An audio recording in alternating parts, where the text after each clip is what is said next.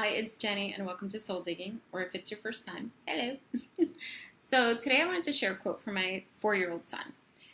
Earlier this week he asked me to get something for the pantry, and the pantry is a little dark, so he said, let's go to the bright side. I can only see on the bright side.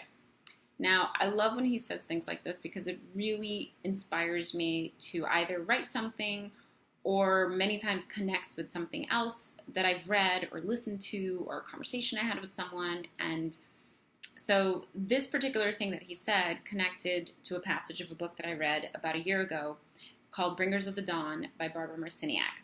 Now, this book's a little out there. It may not be for everybody. And, I enjoyed it because I love things that are thought-provoking and that give me a different perspective on different topics. You can listen to it for free on YouTube or check it out at your local bookstore or library or Amazon. Or don't. That's okay too. So this is a quote from the book. Light is information, love is creation. You must become informed before you can create. Now this got me thinking. We live in the age of information. So could that mean that we live in the age of light? So, a lot of people may not agree with that because it kind of feels like dark times. It feels with all the devastations that we're experiencing, all the violence and war and traumas and, I can go on, but listen, you live in the same world I live in, so you know what I'm talking about.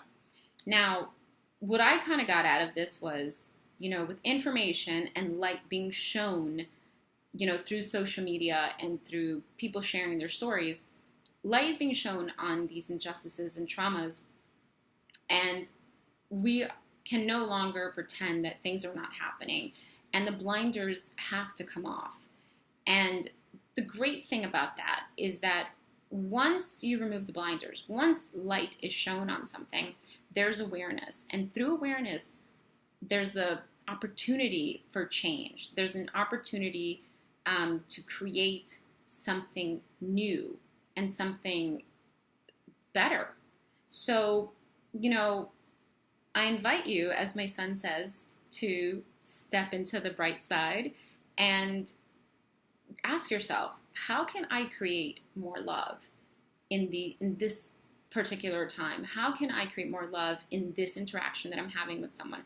How can I create more love first in myself and then out into the world? So take the time, to ask yourself that, and I invite you to explore that in yourself. Another thing I wanted to share was a podcast that I was listening to earlier today. The funny thing is I recorded this, then I went to an appointment, and then I listened to this podcast, and I thought, oh, this kind of links up to what I was talking about. So I'm re-recording and sharing the podcast. It's from the TED Radio Hour by NPR, and the title is The Case for Optimism.